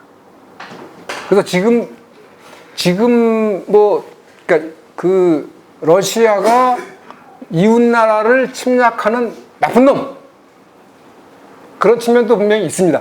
있는데 더 큰 거는 뭐냐면 아까 러시아를 쭉 말씀드린 것처럼 러시아가 자주적인 자립경제를 만들려고 하고 있고 중국은 이제 1대1로 이런 걸 통해서 하고 있고 그걸 하려 하는데 미국은 오로지 금융자본을 통한 세계경제 지배를 하고 있고 그 싸움이다. 그런데 그래서 중요한 거는 이게 지금 사실은 2차 대전 같은 거예요. 2차 대전. 1815년부터 1914년까지 유럽이 100년간 평화를 이뤘어요. 물론 이제 전쟁 한 두 번쯤 있어요. 뭐 크림 전쟁이 있고 보벌 전쟁이 있는데 지들끼리는 큰 전쟁 안 했어요. 그러면서 세계를 다 지배했죠. 그때는 세계를 다 지들이 먹었잖아요. 근데 지들끼리 내전을 벌인 거예요. 2차 대전이. 근데 그게 제대로 안 끝났어요. 그 30년 동안 싸운 거예요. 그 뭐 복잡한 사정이 있는데 뭐 대공황도 있었고 2차 대전도 있고 그래가지고 그거를 그래서 서양에서는 30년 전쟁이라고 그래요. 그래서 미국이 패권국가가 된 거예요. 그러니까 지금 그것과 비슷하다는 거예요. 지금 러시아 입장에서는 우크라이나가 나토에 들어가서 말하자면 미국의 전진 군사 개시가 되는 거는 죽었다 깨나도 못 봐. 우린 망하는 거야. 우린 죽었다 깨나 싸울 거야. 그러니까 미국은 러시아를 일단 좀 손봐주고 작살내고 그 다음에 중국도 손봐줄 거야. 그러고 해서 절대로 질 수가 없는 싸움이에요. 그래서 이미 뭐 그 나토 사무총장도 몇 년 간다는 얘기를 했고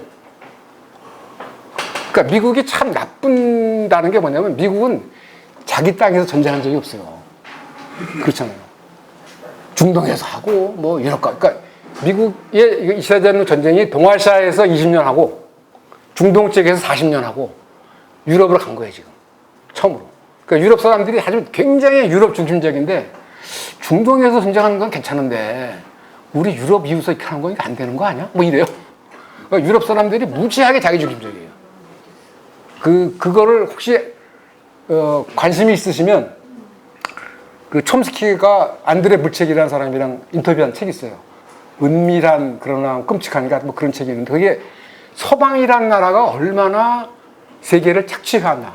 그 안드레 물책이라는 사람이 체코 출신 청년인데 미국 가서 영화 공부해가지고 다큐멘터리로 세계 다니면서 쓴 친구인데 그 친구 책의 첫마디가 2차 대전 후에 2차 대전이 끝나고 서방이 일으킨 전쟁으로 죽은 사람이 자기 추산으로는 5,500만 내지 6천만 명이다. 그러니까 우리는 지금 동아시아는 어떻게 보면 운이 좋은 거예요. 그러니까 베트남 전쟁에서 미국이 진 다음에 소련을 무너뜨리다 보니까 중국도 끌어들이고 처음에 이제 일본을 자기 편을 끌어들이니까 그래서 전 세계에서 미국 체제에 들어가서 경제적 번영과 민주화를 누린 거는 동아시아밖에 없어요. 그리고 지금 동아시아가 전 세계에서 경제적으로 가장 역동적인 지역이에요. 군사적으로 굉장히 불안한 지역이죠. 근데 한국은 마지막 할 때는 한국은 굉장히 짧은 시간에 산업화되었고 민주화됐잖아요. 더 중요한 건 한국은 식민지 되고 봤잖아요. 그러니까 우리나라처럼 가장 뒤늦게 세계 체제에 들어갔지만 식민지로부터 서방의 거의 뭐 이선 뭐 최우등이라고 하니까 그걸 다 해본 나라예요. 이런 나라가 사실 없어요. 식민지였다가 막 서방에서 막 요즘 무슨 뭐 아카데미상이니 뭐 방탄소년단이 뭐 하여튼 우리 뭐 선진국이다 생각하잖아요. 그러면 그러니까 남한이 잘 사는 거 좋죠. 그리고 뭐 남한에 들어가도 문제가 있지만 근데 중요한 거는 결국은 전 세계 그러니까 지금 전 세계의 생산력을 가지고 온 우리가 인류라고 한다면 그러니까 인류가 뭐 지구촌 뭐 인류 그럼 다 같이 잘 살아야 되는 거 아니에요? 근데 거기서 우리가 가장 할 말이 많은 나라예요. 사실은 전쟁하지 말자. 이 전쟁은 완전히 잔멸을 향한 전쟁인데 이 전쟁에서 지금 득보는 사람은 미국의 군사복합체, 에너지 산업 이런 데들이에요. 지금 군사복합체는 막 신났어요 지금 막 전쟁. 근데 사람 죽이면서 돈 버는 거 뭐가 좋아요? 그런 부분인데 저는 사실은 이제 마지막으로는 이제 정권이 이렇게 바뀌어가지고 지금 이제 이 지금 정권을 가지신 분들은 뭐 제가 보기에는 뭐 미국이나 서방이 하는 거면 다 옳다고 생각하는 사람들이라 나토 이런 데 가는 거면 이게 안 좋고 위험한 거거든요. 그러니까 지금 중국은 사실은 2월 4일 날 푸틴이랑 만나가지고 뭐 이제 뭐 동맹 비슷한 걸 맺었지만 중국 입장은 중국이랑 인도 똑같아요. 빨리 전쟁 그쳐라. 이 전쟁 누구에게도 도움이 되지 않는다, 이 전쟁이. 사실은 누구에게도 도움이 안 돼요. 우크라이나가 1년 GDP가 1,600억 달러인데 벌써 재산 피해가 1조 달러래요. 그러면 서방이 아무리 도와줘도 한 10년 동안은 저건 뭐 못 일어서요. 그러니까 완전히 다 작살난 거예요. 그러니까 완전히 그러니까 총알발찌된 거지. 근데 이미 이렇게 전쟁이 나면 이게 말하자면 이제 이성을 잃기 때문에. 그런데 하여튼 남한의 입장에서는 어쨌든 간에 미국이 주도한 세계체제에 들어가서 민주화 산업화를 이루었고, 뭐 국내 빈부제 여러 가지 문제가 있긴 하지만 그래도 우리가 말하자면 세계의 지도적 국가에 들어갔다고 한다면 지금 사태를 어떻게 볼 것인지, 말하자면 인류가 또는 지구 생태계가 온전하게 살기 위한 방안은 뭔지에 대해서 좀 우리가 좀 주체적으로 생각할 필요가 있다. 뭐 그런 말씀 좀 길었습니다. 끝내도록 하겠습니다. 좀 시간이 많지 않아서 딱 한 분만 질문을 좀 받도록 하겠습니다. 저기 아까 우크라이나 중립화 과정에 대한 얘기를 하셨지만 우크라이나 중립화 과정을 많이 이렇게 그 공부를 해서 알고 계시고 영세 중립 국가인 코스타리카 대사를 지내신 권태면 대사 질문을 날카로운 질문을 좀 짧게 한번 하시죠. 그런 문제 그런 문제가 그러면 권태면 대사가 너무 생각이 많으실 것 같으니까 저 황규식 저 이사장 짧게 질문. 네, 강의 잘 들었습니다. 시간이 너무 짧아서 사실은 더 하시고 싶은 말씀을 못 하신 것 같아서 아쉬운데요.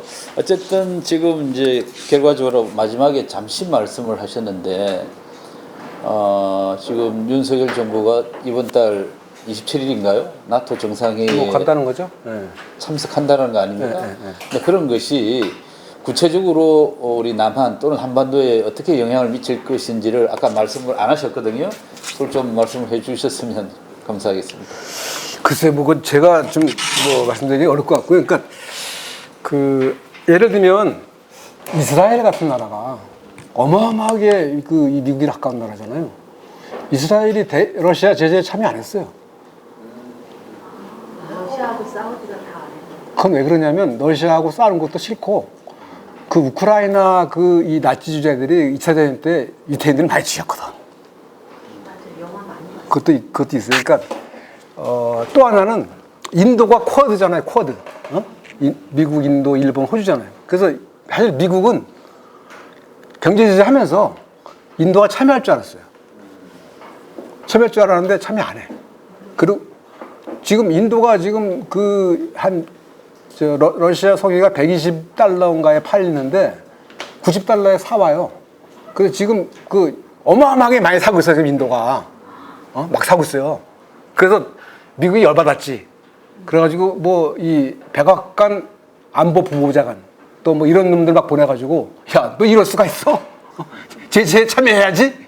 막 그러니까 자이샹카르라는 그러니까 인도라는 나라가 지금 대단히 그러니까 인도라는 나라가 외교의 모토가 뭐냐면 전략적 자율성이에요. 그러니까 인도가 왜 미국이나 가까웠냐면 중국이랑 사이가 안 좋았거든. 중국이랑 전쟁을 했거든요. 그렇게 이제 미국이랑 했는데 사실은 인도는 러시아랑 가까웠어요. 워낙 가까웠고, 하여튼 그 외무장관이 막 유럽 가서 막 논쟁을 많이 해요. 근데 쉽게 말하면 이 유럽 사람들은 자기네들이 항상 옳은 거야. 자기네들 안 따라하는 놈들은 다 나쁜 놈들이야. 그러니까 유럽에서도 그렇게 물어봐요. 야, 너 지금 미국 편이야? 러시아 편이야? 그 외무장관이 뭐라 그러는지 알아요? 난 인도 편이야.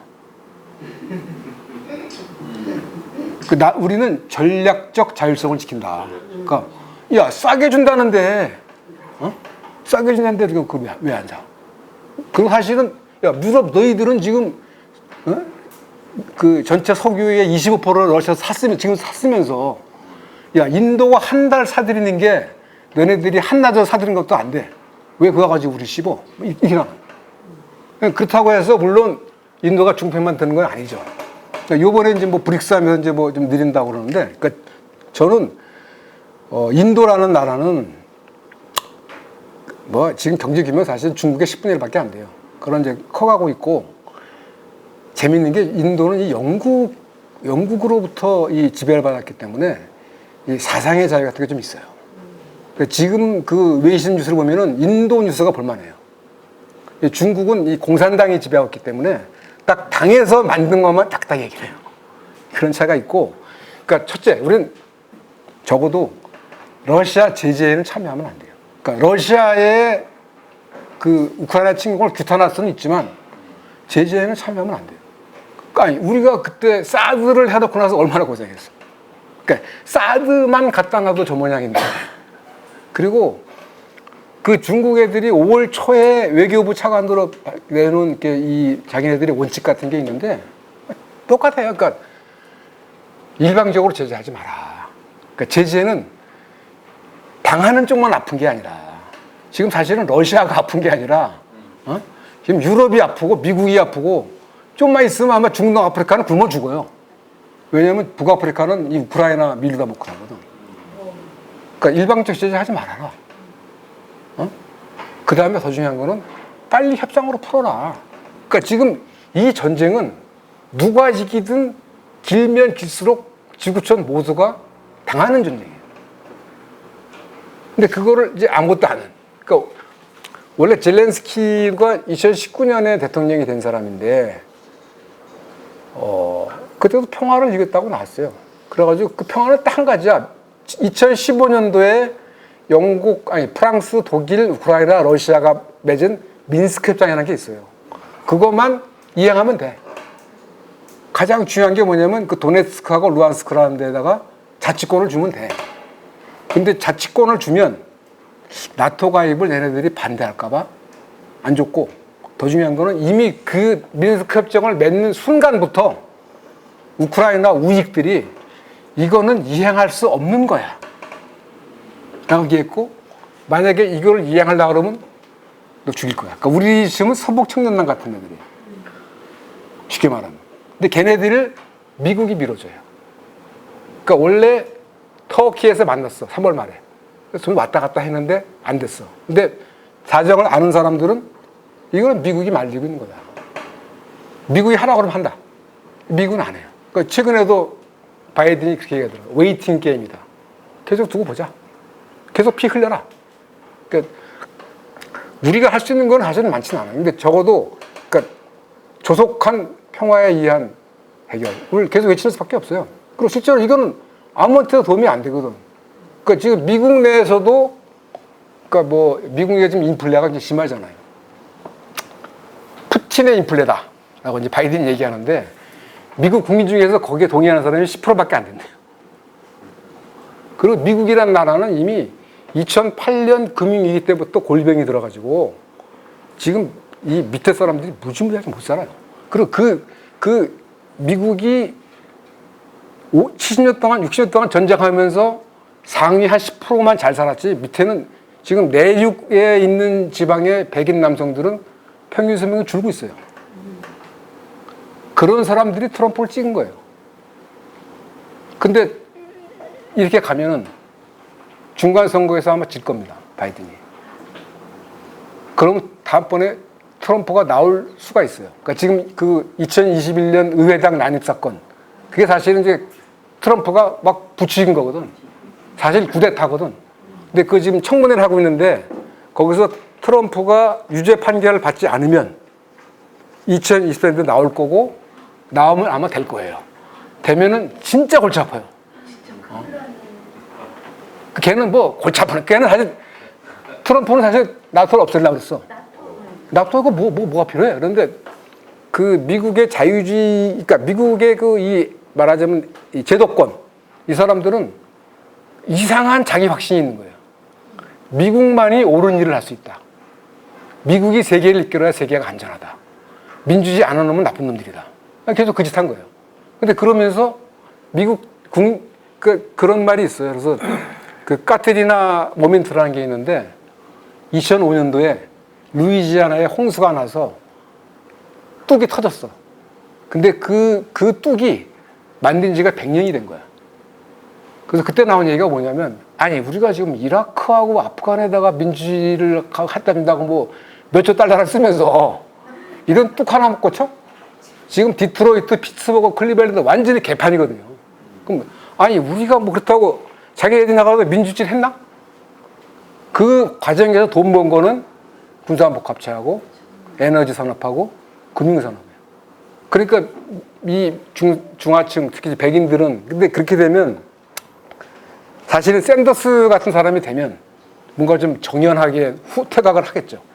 근데 트럼프가 되면 어쨌든 전쟁은 정말 잘해. 그러니까 이번에 우크라이나 그렇게 잘하는 이유가 뭐냐면 2014년부터 미국 교관이 들어가서 8년 동안 가르친 거예요. 그리고 왜 뭐 소련군 장성 12명이 죽고 대령이 50명이 죽었는데 그 정보를 다 미국 애들이 준 거예요. 그러니까 미국 애들이 전쟁 기술만은 세계 최고예요. 한 번도 안 쉬고 전쟁을 했으니까. 근데 사람을 살리는 거는 못해. 그러니까 중동에서 쑥다밭이 됐죠. 유럽이라는 나라가 왜 우익이 됐느냐. 중동에서 전쟁이 나니까 걔네들이 갈 데가 어디 있어. 다 이탈리아, 프랑스, 독일로 가는 거예요. 그러니까 외국인 협력증이 생기는 거예요. 그게 벌써 중동의 전쟁을 40년을 했거든요. 그래서 진보 세력들이 미국을 보고 뭐라고 그러냐면 엠파이어 오브 카오스, 혼돈의 제국. 미국은 혼돈만 일으킨다.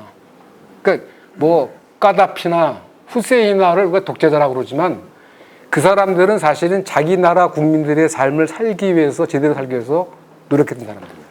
까다피가 날아간 것도 북아프리카에서 북아프리카 경제동맹을 만들려고 그러니까 프랑스가 날려버린 거예요. 그러니까 우리나라가 1977년도에 개인소득 1인당 국민소득 1,000달러가 됐어요. 전 지금도 기억하는데 1,000달러 되고 수출 100억 달러 하고 쌀 작업했어요. 그래서 또 쌀 막걸리가 나왔어요. 그 해. 77년도에 이라크의 국민소득이 4,000달러였어요. 근데 지금 저렇게 돼버렸어요. 그 왜? 이라크가 자기네 석유 자원을 자기 나라의 국민을 위해서 쓰겠다고 그랬기 때문에 그렇게 된 거예요. 이란도 마찬가지고. 그러니까 우리는 어쨌든 6.25, 아까 뭐 해방부터 6.25 이후로 미국의 도움을 받고 사는 건 맞아요. 그러니까 뭐, 그 때문에 미국이랑 척질 수도 없고, 미국이 하는 걸 따라가야 되지만, 그러나 전쟁만을 따라가면 안 돼요. 그 마무리하려고 그러는데 저 양홍관 대표가 질문 꼭 하셨다가 짧게 하세요. 짧게 하시고 짧게 답변하고 시간 좀 그 우크라이나 전쟁과 한반도 평화의 길이라는 제목으로 지금 하셨는데 우크라이나 전쟁에 대해서는 얘기를 쭉 하셨어요.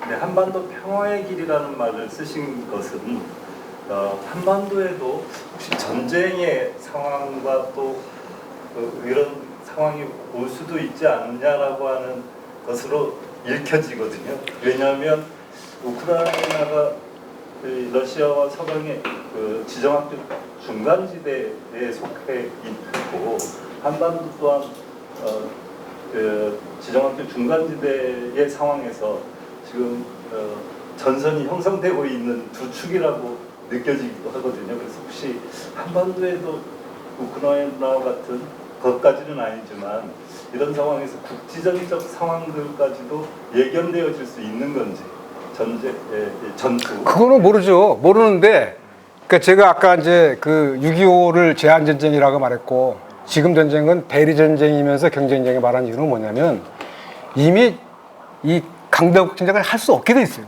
그러니까 한반도도 전쟁이라는 거는 작심하고 일어나기보다는 우연적인 계기가 커질 수도 있어요. 그 때문에 지금 우리가 해야 될 제일 중요한 거는 위기 관리예요. 그러니까 위기 관리를 해야 되고 최소한 북한과의 어떤 이 소통망은 각설해야 되는데 그건 모르죠. 그러니까 그러나 이미 그래서 뭐 지금 뭐 우크라이나 전쟁을 보고 지금 이쪽 아시아에서는 대만 아니면 한반도라고 얘기를 하는데 그럼 대만 사람들은 어떤 교훈을 얻었을까? 뭐 여러 가지가 있어요. 뭐 우크라이나가 잘못됐기 때문에 뭐 중국은 생각도 못하다 그러고 또 어떤 사람들은 야, 대만 사람들도 생각을 달리할 거다. 근데 어쨌든 중요한 거는 이미 94년도 핵위기 때 그때 시뮬레이션을 해봤잖아요. 근데 이건 뭐 핵이 문제가 아니라 북한이 갖고 있는 방사포만 다 갈겨도 아마 서울 사는 수도권 사는 사람들 거의 절반은 죽을 거예요. 그러니까 이거는 전쟁을 생각하면 안 돼요. 근데 잠깐만 전쟁을 얘기해서 그런데 지금은 우리가 한반도 평화를 추구하기가 무지하게 어려운 상황이 돼버려요. 그러니까 지금 모든 관심이 저쪽으로 가버렸기 때문에 지금 우리가 하는 거는 적어도 전쟁은 안 된다. 그러니까 그거는 뭐 우크라이나든 한반도든. 그러니까 지금 말하자면 온 인류가 힘을 합쳐서 무슨 뭐 탄소가스, 그러니까 지금 이 기후 위기의 티핑 포인트. 그러니까 티핑 포인트라는 거는 그 순간이 지나면 돌릴 수가 없어요. 그게 2030년이라는 거 아니에요? 그거 지나면 이제 막 말하자면 지구가 이제 거지불능이 되는 거예요. 근데 그런 부분에 대해서 생각해야 되지. 그러니까 지금 저희가 뭐 북한에 대해서 뭐 평화협상 얘기할 수도 없는 거고 이제 위기 관리의 문제인데 그건 잘 모르겠습니다. 사실. 자, 좀 전 질문하신 분은 수십 년 평화생명운동의 공무원 양홍관 대표였습니다. 자, 이 정도 마무리하고요. 아쉽지만 너무 큰 주제여서 한반도 평화기. 우리 학장님께서 시간이 많이 마무리 말씀 좀 하시고 우리 강의의 어떤 그 의미나 성격 앞으로 지향점을 뭐 이렇게 오늘 말씀하신 거하고 관련시켜서 짧게 말씀드립니다. 제가 이제 오늘 그 강의 지난번 강의를 들으면서 그런 생각을 했습니다. 비강단 정치학이다. 우리가 옛날에 역사할 때 비강단 역사학이라는 게 있는데 저희가 지난달하고 요번 달 우리 또 모시고 이게 아마 그런 게 아닌가. 왜냐하면 우리 학교에서 배운 거는 이 정치의 세계 국제 정치라는 건 민주주의와 전체주의의 대결이다. 이렇게 쭉 배워왔는데 오늘 이제 우리 지난달에서도 제 시계가 너무 좋아서 말하면서 대답을 했다. 근데 지난달도 그렇고 요번 달도 그렇고 이제 뭐 예를 들어서 지오폴리틱스 이런 관점에서도 보고 또 이태리 막시스트 안토니오 그람시가 얘기한 헤게모니 그런 패권적 개념에서 세계 정치를 보는 이런 의미에서 아마 우리 강좌의 특성이 있지 않은가. 비강단 정치학이다. 이렇게 이제 생각하는 뭐 나름대로 여러분들 공감할 수 있는지 모르겠으나 두 번째는 오늘 우리 박인규 대표님 말씀 또 지난번에 이어서 바로 지금이 전환 시대다. 지난달 강의는 미국 패권으로부터 다극 체제로의 전환이고 또 이번 박인규 대표님 강의에서도 비서방의 자립 과정이다. 이런 의미에서 바로 지금이 이제 전환기다. 이러한 맥락에서 우리의 몽평대 비강단 정치학의 일관된 그림인 것 같습니다. 그런데 이제 또 오늘 말씀하신 세 번째는 지금이 이제 전쟁 과정이다. 지금도 전쟁이 진행 중이다. 근데 전쟁은 어디서 터지느냐? 소위 이제 헬포드 맥킨더의 논리에 의해서 두 해양 세력과 대륙 세계의 마지날 존, 주변 지역, 세계사적으로 주변 지역이 세 개거든요. 하나는 우리 동북아 하고 이제 동남아시아, 인도차이나. 또 하나는 중동. 그리고 또 하나는 이제 발칸이나 이런 동부 유럽. 그래서 지금 이제 동부 유럽에서 이 전쟁이 일어나고 있는데 당연히 아까 질문하신 것처럼 우리 걱정을 하죠. 그래서 이제 다음 달에 오늘 저기 오셨습니다만 전 한겨레 신문 기자하시고 또 교수를 여기 오신 우리 이원섭 교수께서 다음 달에 이 남북 관계에 대해서 아마 이런 맥락을 고려해서 저 비강단 우리 남북 관계로 더 잘 말씀을 해주실 걸로 기대합니다. 예, 이사입니다. 저 이제 마무리하겠습니다. 저는 우리 몽양평화대학이 몽양 영운용 선생이 하늘나라에서 지켜보시는 가운데 참 이 민족과 세계가 어디로 가야 되는가에 대해서 정말 나름대로 진심을 다해서 이렇게 준비하고 많은 분들이 함께 하시는데 대한민국 다른 데서 볼 수 없는 아주 탁월한 수준의 특강 시리즈라는 자부심이 있습니다. 동의하시냐 크게 박수 한번 쳐주시고 이상 오늘 특강을 마치겠습니다. 고맙습니다.